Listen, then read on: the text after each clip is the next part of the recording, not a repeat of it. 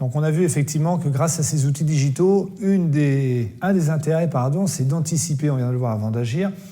On pourrait peut-être faire quelque chose d'assez troublant, assez vraiment bluffant en termes de communication aussi diagnostique. Un cas très simple, Sébastien, en combien de temps tu pourrais imaginer changer une bouche d'un patient entre guillemets ? Pour montrer la force du digital et voir comment on peut à l'heure actuelle avancer très rapidement dans nos projections thérapeutiques et dans notre thérapie en général. Qu'est-ce que vous feriez pour vous-même dans une situation pareille ? J'aimerais dire en tant que thérapeute, mais également en tant que patient. On va voir la situation de Albert. Albert se présente à la consultation en demandant qu'est-ce qu'il pourrait être réalisé pour sa situation d'un point de vue esthétique et également fonctionnel, parce qu'il est bien conscient qu'il a un problème naturel significatif. Alors, c'est un problème ou pas, allez savoir. En tout cas, il ne se plaint de rien, il ne se plaint pas de douleur en particulier, mais il voit bien les usures qui arrivent de manière assez marquée. Et on a cette situation-là. Ce patient se présente chez vous, on aime ça, on l'a détaillé dans le module 1. Ce patient se présente chez vous à 15h45. Vous êtes un quart d'heure en retard, il faut avancer, qu'est-ce que vous faites ? Est-ce que vous avez une norme pour le traiter ? C'est toute la force de ce concept et de l'utilisation de ces données. On a quasiment l'impression que la photo est à l'inverse. Eh bien non, elle est à l'endroit, la photo. Comment est-ce que l'on va gérer l'ensemble de cette approche ? Eh bien, on va le faire selon la systématique que l'on a déjà détaillée, et notamment avec l'utilisation de la 4D, où on va pouvoir, on l'a vu, superposer l'ensemble des données, réanimer l'ensemble, se poser les bonnes questions, faire un examen diagnostic en général d'ouverture-fermeture, se poser les questions sur les rotations postérieures, y a-t-il des prématurités à la fermeture, on va aller les chercher dans un instant.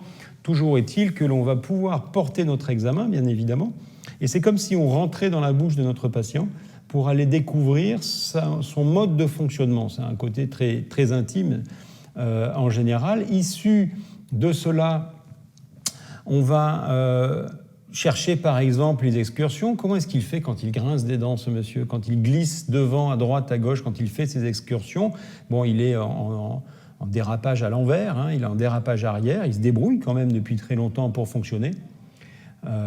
Et ça, c'est enregistré par la patte doigt de Guizy là-bas, dans cette partie-là. Dans la partie mastication, on va pouvoir voir comment est-ce qu'il mastique, et on va voir qu'il fonctionne à l'envers. C'est absolument passionnant de voir la fonction des patients lorsqu'ils sont dans des situations aussi originales que ce monsieur. Et partant de là, on va aussi enregistrer bien évidemment notre relation centrée. On va pouvoir s'aider du dispositif pour rechercher un axe charnière. On va pouvoir se poser la question, vous vous en doutez, dans cette situation, est-ce qu'il est légèrement propulsé par sa situation ? C'est certainement le cas. On va pouvoir chercher à enregistrer l'enveloppe limite des mouvements. C'est quelque chose qui est intéressant pour porter un diagnostic et pour voir, notamment dans cette situation-là, qu'il arrive bien quand même à bouger, malgré tout. Il est assez libre du point de vue de ses articulations. Ça vous rappelle certainement quelque chose, ça vous rappelle le schéma de Posselt en général, d'accord, que l'on va pouvoir analyser de manière très simple et systématique pour tous les patients. Et ça, c'est quelque chose qui est très ludique et surtout très instructif pour la suite de son traitement. Toujours est-il qu'à partir de là, on va en faire un dessin, on suit notre workflow. De ce dessin, on va en faire une première projection et on va faire notre... alors là, dans le cas présent, on a fait un dessin complet. On a fait un dessin complet du haut au du bas, de toutes les dents, en une seule fois.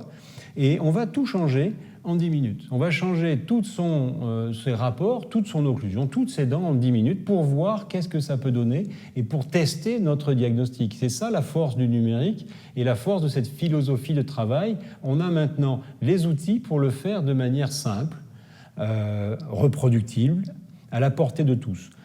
2 clés, injection de résine bisacryl pour pouvoir tester et passer de là à là.